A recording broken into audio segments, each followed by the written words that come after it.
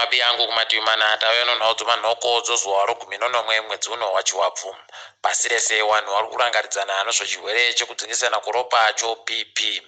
Kwai vanhu tiite bau rokuramba tichindoongororwa ropa kuti zvichakamira zvakanaka chiri. Munhaudza nyasi hurumende yatukiwa pamusana pozvayakanyora kuburikidza zvekuitika zvomutemo ziyambi nozuro uno. Ziyambi yagohwadziwa nokutongwa kwakaitiwa nyaya yari kumaraba.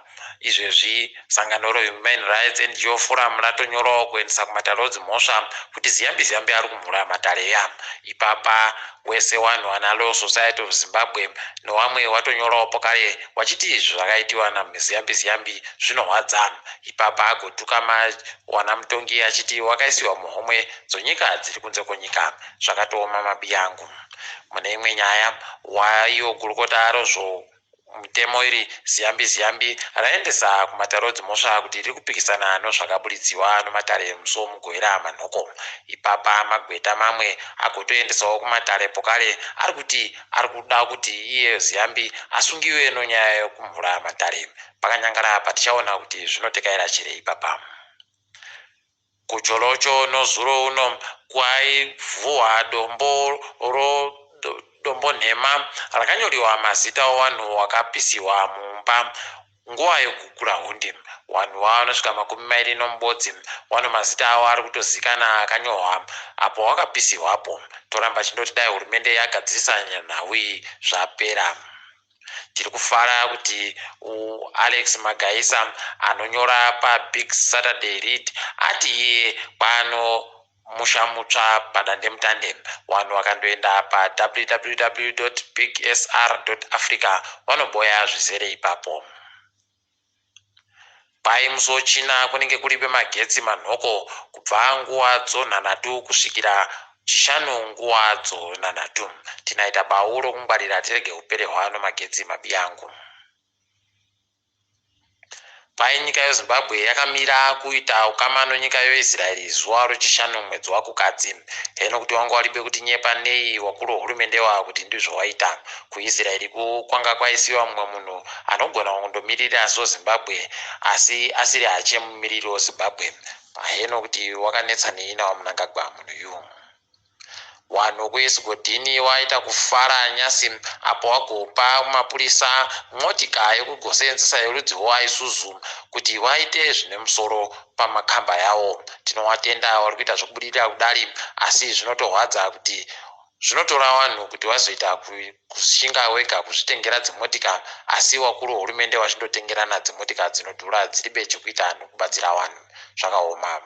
Tindori mapurisamu ari assistant commissioner kwaMutare anonzi Govo pai akarowa vanhu pakambani yemabhazi yopatenda makuno yano. Heno kuti wangu waparamurei. Izvezvi zvinohwadza mabiyangu. Tinoimba kuti achagosungiwawo nokuti zviripo baba mutemo zvinobvumiwa paizvi. Kuno vamwe vari kuda kutamba nozvakaitika kare kureketa kuno vari kuti iwo wakuda kubenhutsa firimu raNeria. Waagoti iwo wada kubenhutsa firimu raNeria kuti waite patsva richinzi Neria 2021. Mukagoenda padandemutande reYouTube munogoboya zvizere ipapo. Pane mumwe anonzi Innocent Answer ari kuita kutambawo pamutambo uyu. Ndiye ari kuita mutambo ari Oliver Mutukudzi. Idi zvakaoma. Wingidi kwai agopuwa mubairo kuita ndiye munhu womuAfrica anogona kutamba nokunakidza vanhu. Apiwa mubairo uyu kune inonzi International Reggae and World Music Awards. Toramba tichindoti makorokoto. Bhangi ronyika ragoti irowo mabhengi rakanyepa kuti wagopa vanhu mari inenge yabereka pamari dzinenge dziri mumahomwe dzevanhu. Heno kuti mabhengi akubvira rini achinyepiwa kudari aribe kana chibodzi chaagoita asi paribe chinongochinja. Tinoimba kuti hwedo huno vanotichinjira zviita zviri nani. Tiri ngedu izodzo pasi rese.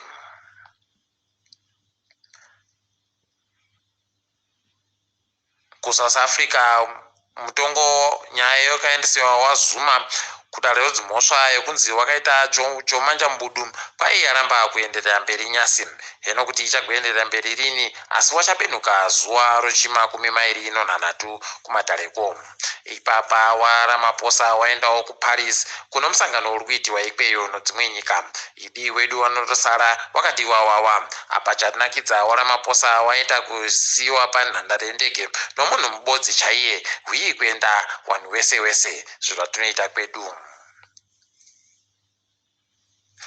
Kwai kune vanhu vanosvika 12 wapfuriwa wakapfa. Kwapfuriwa vanhu vazhinji kunzvimbo yokaericha kuCape Town muSouth Africa. Kwai vanhu vanga vari vazhinjiwo chiSomalia vanonga vachipfuriwa nevanhu ava. Heno kuti wakachinyei, asi tinoimba kuti mweya yavo inozorora murugare. Kwai hurumende yekuMozambique yaisa mapemata rodzi mhosva muSouth Africa ichida kuti ipiwe munhu wayo anonzi Cheng. Cheng akambenga ari gurukota rawo rozvomari ari kudiwa nonyaya yemabhiriyoni 2 okuAmerica ari kunzi akakochomora akabaha Cheng. Tinoimba kuti zvichabudira kuti aendesiwe kotongiwa.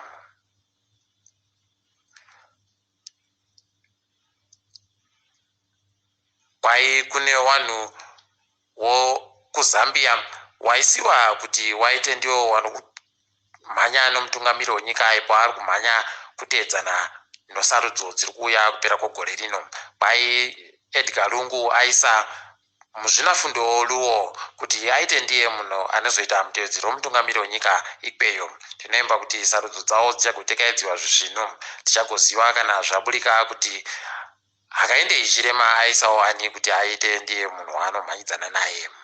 KwaAmerica kwai kuno vanhu vairi vanhu vatema wapuwa mamiliyoni omadhora anosvika 45 nokuda kwokusungiwa kwokupinziwa mujeri kwawakaita makore 30 anoribodzi. Toramba tichitenda izvi. Kwai Suez Canal yaakuingidziwa kuti ikure kuchiteera zvakaitika zvokumbomisiwa kwesvondo rese zvakaitika kutanga kwegore rino. Tiri ipapo mabi angu togumira pano kwanyasi. Ndini wenyu Mhandiwe Onhau.